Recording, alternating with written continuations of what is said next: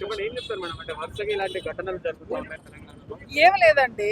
యాక్చువల్‌గా ఏంటంటే ఇక్కడ పోలీసులు చెప్తున్నది ఏంటంటే ప్రతి ఒక్క దానికి పిడికి బియ్యానికి ఒకటే మంత్రం అన్నట్టుగా ఇలా గుళ్ళ మీద దేవాలయాల మీద దాడులు చేసిన ప్రతి ఒక్కరిని పిచ్చోడు పిచ్చోడు పిచ్చోడు అంటున్నారు.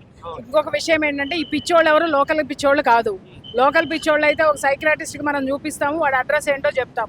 అడ్రస్ లేని పిచ్చోళ్ళకి దారులు తెరుస్తున్నది ఎవరు, ఇక్కడ బోర్డర్ దాటి వస్తున్నది ఎవరు, వీళ్ళకి ఆశ్రయం కల్పిస్తున్నది ఎవరు, ఇది ఒకటి స్ట్రాంగ్ గా అడగాల్సినటువంటి విషయం.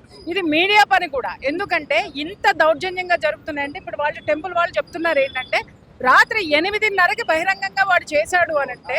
ఇంకొక మాట ఏంటంటే ఈ చుట్టుపక్కల ముఖ్యంగా అటువైపు కానీ ఇటువైపు కానీ ముస్లిమ్స్ ఉన్నారు. ఏది కూరగాయలు అమ్ముకుంటూనో ఏ వ్యాపారాలు చేసుకుంటాం. వాళ్ళు దాదాపు గమనించిన తరువాత వాళ్ళు ప్లాన్ చేసి మరి ఈ విధంగా చేశారు. ఇంకొక అతను ఇతను కాపలా ఉన్నాడు అక్కడ. అంటే అర్థం ఏంటి, ఇక్కడ కావాలని ఇవన్నీ ప్రీ ప్లాన్డ్ గా దేవాలయాల ఏరియాల్లోనే జరుగుతున్నాయంటే ముఖ్యమంత్రి గారు సమాధానం చెప్పాలి. కాంగ్రెస్ అంటే ముస్లిం, ముస్లిం అంటే కాంగ్రెస్. మరి ముఖ్యమంత్రి గారు మీకు ఓటు వేసినటువంటి మిగిలిన వాళ్ళ పరిస్థితి ఏంటి?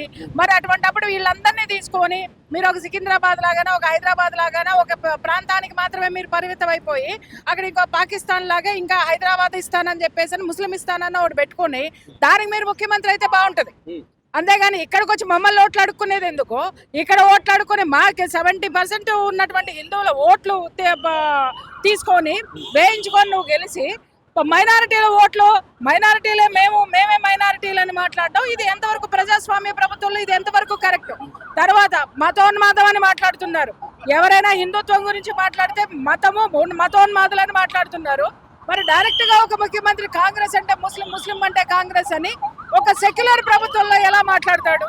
మాట్లాడి వాళ్ళకి ఇచ్చినటువంటి ధైర్యం కాదా? ఇవాళ దేవాలయాల మీద జరిగినటువంటి దాడుల్లో ఎవరూ కూడా హైదరాబాద్ వాసులు కాదు, తెలంగాణ వాసులు కాదు, వాళ్ళు ముస్లింస్ కాదు, ఇక్కడ ముస్లింస్ కాదు, ఎక్కడి నుంచి వస్తున్నారు వీళ్ళు? ఇలాంటి దాష్టికాలకి ఎందుకు వీళ్ళు తెరలేపుతున్నారు? వీటన్నిటి మీద సమగ్రమైనటువంటి విచారణ ఈ ప్రభుత్వంలో జరగదు, ఖచ్చితంగా కాంగ్రెస్ ప్రభుత్వంలో జరగదు. ఇంకా మెచ్చుకోవాల్సిన అంశం ఏంటంటే హిందూ బంధువులందరికీ, హిందూ సోదరులందరికీ మనస్ఫూర్తిగా నేను కృతజ్ఞతలు చెప్తున్నాను. ఎంత అవేర్నెస్ వచ్చిందంటే వాడు ఏ అశుద్ధం అయితే చేశాడో ఆ అశుద్ధాన్ని వాడి నోటితో శుభ్రం చేయించారు చూసారా? హ్యాట్స్ ఆఫ్ అండి. ఇదే ఐకమత్యం ప్రతి హిందువులోనూ ఉండాలి, ఉంది. జాగృతం అవుతున్నారు. ఇష్టం వచ్చినట్టుగా మీరు స్టేట్మెంట్లు ఇస్తూ కూర్చుంటే రాజకీయ నాయకులు, సెక్యులర్ ప్రభుత్వం ఎవరికి? మాకు సెక్యులర్ ప్రభుత్వం వద్దండి, మాకు ప్రజాస్వామ్యం కావాలి. నాటు సెక్యులర్ ప్రభుత్వం, మాకు ప్రజాస్వామ్యం కావాలి.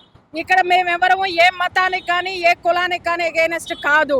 ఎవరైతే హిందుత్వానికి వ్యతిరేకంగా వస్తున్నాడో వాడిని కోసమే మా పోరాటం. ఈ రోజు మీరు చూసారు, ఇన్నాళ్ళ మట్టి ప్రభుత్వం ఏ కహానీలు ఏ స్టోరీలు చెప్పినా విన్నాం మేము. ఏది బతిలేనాడని అన్నాడు, లేకపోతే ఎవరో చేశారన్నారు, ఇంకొకటి అన్నారు. హిందువులు పట్టించుకోవటం లేదని పాపం ఈజీగా ఎస్కేప్ అవుతున్నాడు ముఖ్యమంత్రి గారు. నేను మళ్ళీ చెప్తున్నాను, మీరు ముస్లింలకి ముఖ్యమంత్రి, హిందువులకు కాదు. కాబట్టి హిందువులందరూ జాగో, హిందువులందరం మనందరం కూడా మన ముఖ్యమంత్రిని, హిందువులకు ముఖ్యమంత్రిని ఎన్నుకున్నాం, ప్రజాస్వామ్యబద్ధంగా ఉండేటటువంటి ముఖ్యమంత్రిని ఎన్నుకుందాం. ఈ ముఖ్యమంత్రిని దించుదాం. ఎందుకంటే ఈ ముఖ్యమంత్రి హిందువుల ముఖ్యమంత్రి కాదు, స్పష్టంగా చెప్పాడు. కాబట్టి ఇలాంటి దాష్టికాలన్నీ మనం భరించాల్సినటువంటి అవసరం ఉంది. ఎగ్జాక్ట్లీ.